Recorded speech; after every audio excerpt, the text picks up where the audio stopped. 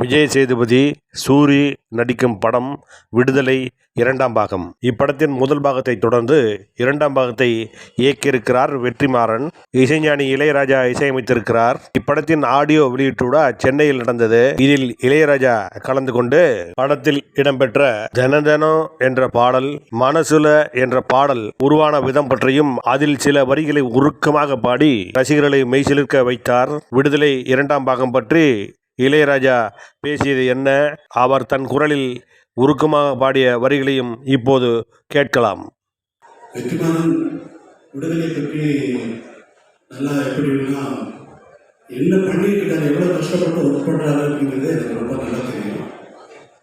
எவ்வளவு டைம் எடுத்தாலும் இது ஒரு ஒரு கற்பனையை உருவாக்குறதுங்கிறது. இப்போ நான் ஒரு பாட்டு போடுறேன்னா அந்த பாட்டு அதுக்கு முன்னாடி அது இல்லை. ஜனனி ஒரு பாட்டு போடுறோன்னா அந்த பாட்டு அதுக்கு முன்னாடி அங்கே இருந்ததா? எப்படி இருக்குது? அதே போல தான் ஒரு படம் உருவாகிறது.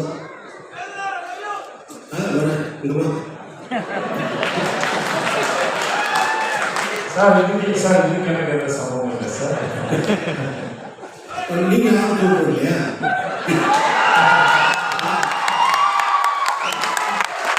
பேசும்போது சொல்லிட்டாங்க சார், பாருங்க முடியும் சார். இல்லை, நீங்கள் ரெண்டு பேர் பேரை சொன்னாலே ஆடியன்ஸ் வந்து அவங்களுக்கு ஆடியன்ஸ் நீங்கள் அவ்வளோ தூரம் கலந்து வந்து வச்சிருக்கீங்களா இல்லை குழம்பு வச்சுருக்கீங்க?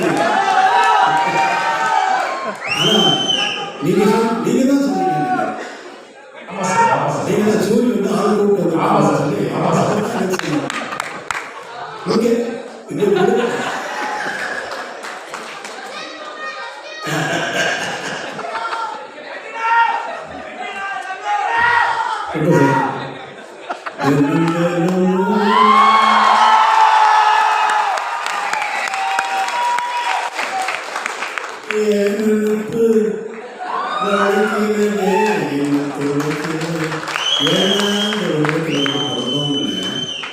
தினமும் ஏனென்று என்னையே வளைக்குதே, என்னையே வளைக்கிறேன். அவ்வளோதான். அதை வந்து தினமும் ஓனன்னு கதாநாயகி போட்டாச்சு. அதை பாடுறதுக்கு சர்வே சுப்பிரமணியம் அவர்களை வச்சு நான் பாட்டை எடுத்ததுக்கு அப்புறமா வந்து வெற்றிமாறன் வந்து இல்லை சார் உங்கள் வாய்ஸ் வேணும்னாரு. அப்புறம் அவருக்குன்னு ஒரு பாட்டு மனசுல ஒரு மாதிரியா இருக்கு அப்படின்னு சொல்லி பாட்டு மனசுல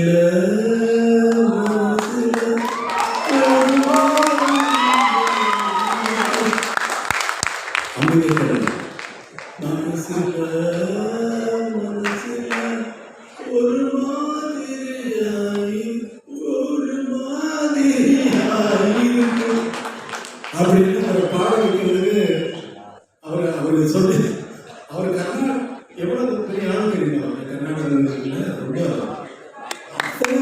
அத்தனை பெரிய நிர்வாகிகள்கிட்டையும் இருந்து அவங்க மாதிரியே பாடக்கூடியவர். அவர்கிட்ட என்னென்ன கற்றுக்கிட்டாருன்றத அவர் சொன்னார்னா நான் வந்து அவர் நாள் முழுக்க கேட்டுகிட்டே இருக்கலாம்.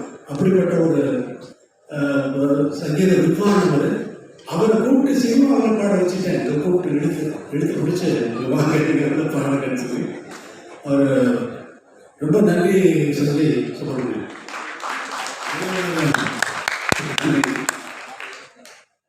வேற என்ன பேசுறதுன்னு தெரியல. இந்த விடுதலை வந்து உங்களை மாதிரியே நான் ரொம்ப ஆவலோடு எதிர்பார்த்துக்கிட்டு இருக்கேன். ஏன்னா நான் தான் முதல்ல பார்ப்பேன். எனக்கு அப்புறம்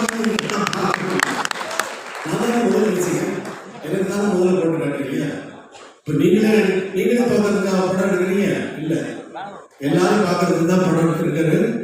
இந்த படத்தை ரொம்ப ஆவலோடு எதிர்பார்த்துருக்கேன். எல்லாரும் எதிர்பார்க்கிறது வந்து ஃபர்ஸ்ட் பார்ட்டு நினைச்சுக்கிட்டு செகண்ட் பார்ட்டில் இப்படி தான் வரணும்னு எதிர்பார்க்காதீங்க. அவர் வேற ரூட்டில் ட்ராவல் பண்ணுறாரு. அது நான் ஒரு மாதிரி இமேஜின் பண்ணிட்டு நான் என்னமோ பேத்திக்கிட்டு இருந்தேன் அவரோட ரொம்ப. ஆனால் அதெல்லாம் மீறி வந்து ஒரு நல்ல ஒரு வெற்றி படமாக வந்து இதை வந்து ஆக்கணும். இந்த படம் வந்து நல்ல வெற்றி அடையணும். ஏன்னா அவ்வளவு உழைப்பு இருக்கு. இவ்வளோ பேர் நல்லா உழைச்சிருக்காங்க. ராஜீவ் மேனன் சார் பார்த்தா அவர் யாருன்னு கேட்டேன், நான் எனக்கு தெரியாது. நான் பார்த்ததில்லை. கேரக்டர் யார் யார் சார்? ராஜீவ்காந்த் சார். யார் அந்த கேரக்டர் பண்ணுறது? ஆமாம் அவர் தான். என்ன சார்? அதே மாதிரி சேத்தன் இந்த ரொம்ப அவர் செகண்ட் பார்ட்டில் ஒரு நான் எதை பார்த்து ரொம்ப பாராட்டணும் அதெல்லாம் வெற்றிமாறன் கட் பண்ணிட்டாரு. அவரை கூப்பிட்டு ஸ்டுடியோவில் வச்சுட்டு அவரை அவங்க ஃபேமிலி எல்லாமே வந்து அவரை ரொம்ப பாராட்டுது. அவ்வளோ தூரம் ரொம்ப நல்லா நடிச்சிருக்கீங்க அப்படின்னு சொல்லி பாராட்டினேன் சார். லைஃப்ல இது ரொம்ப பெரிய விஷயம் சார் அப்படின்னாரு. ஆனால் அதெல்லாம் நான் வந்து எதிர்பார்த்து பார்த்தாச்சு அதெல்லாம் கட் பண்ணிட்டாரு வெற்றிமாறன். ஆனால் அவர் தானே டைரக்டர், அவர் டிசைட் பண்ணார். அவர் டிசைட் பண்ணுறது தான் நம்ம படமாக பார்க்குறோம். இந்த ஒரு படத்தை உருவாக்குறது ஒரு ரொம்ப கஷ்டமான விஷயம். ஒரு டியூனை உருவாக்குறது அதே போல. டியூன் வந்து எனக்கு வந்து எப்பொழுதுமே என்ன இருக்குன்னா, ஒரு டைரக்டர் ஒரு படம் ஒர்க் பண்ணுறேன்னா மைண்டு உள்ள வந்து ஒரு சுச்சுவேஷன் சொன்னாங்கன்னா உள்ள வந்து பிளாங்க் ஆகிடும், எம்டியாக ஒரு கற்பனையே இருக்காது. ஆரம்பிச்சாச்சுன்னா அது பாட்டுக்கு வந்துகிட்டே இருக்கும். ஒரு டைரக்டர் வந்து ஒரு படம் நான் தெலுங்குல ஒர்க் பண்ணுறேன். அந்த படத்துக்கு அந்த கதை சொன்ன உடனே இந்த படத்துக்கு சார் நான் ஒரு ஆகாயத்தில் ஒரு புள்ளி வைக்கணும் அப்படின்னு என்னுடைய எண்ணம். அதாவது இசையில் ஆகாயத்தில் எப்படி புள்ளி வைப்பீங்க? அதே மாதிரி இந்த படத்தினுடைய இசை வந்து ஆகாயத்தில் புள்ளி வச்ச மாதிரி இருக்கணும்னு நினச்சிட்டு போகிறேன் கம்போசிங்கு. அவர் சொன்ன அவங்க எல்லாம் பாட்டெல்லாம் எழுதிட்டு இருந்தாங்க ஃபுல்லாக கம்ப்ளீட்டாக அப்படியே தூக்கி வச்சுட்டு அவங்க போட்ட அவங்க எழுதிட்டு வந்த பாட்டெல்லாம் வரிசையாக பண்ண ஆரம்பிச்சாங்க. அந்த மாதிரி ஒரு படம் பண்ணேன். இது எக்ஸ்பீரியன்ஸ், என்னுடைய எக்ஸ்பீரியன்ஸ். என்னுடைய எதிர்பார்ப்புக்கு தகுந்த மாதிரி படங்கள் அமைகிறது வேற. ஆனால் அவங்களுடைய எதிர்பார்ப்புக்கு நான் கொடுக்குறது வேற. எனக்கு அது ஒரு வேலையே. இவங்களுடைய எதிர்பார்ப்புக்கு என்ன ஆகாயத்தில் புள்ளி வச்சிருக்க சார் நான் சொல்றது மட்டும்தான்.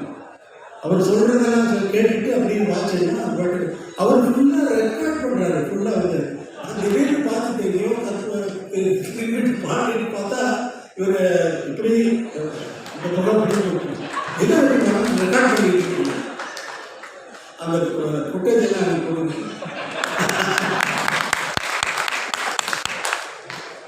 அவர் வேற எங்கேயாவது போட்டாருன்னா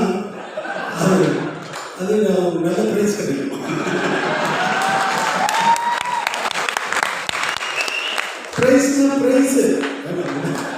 பிரைஸ் ரொம்ப சந்தோஷம். இவ்வளவு நேரம் நான் வந்து ஒரு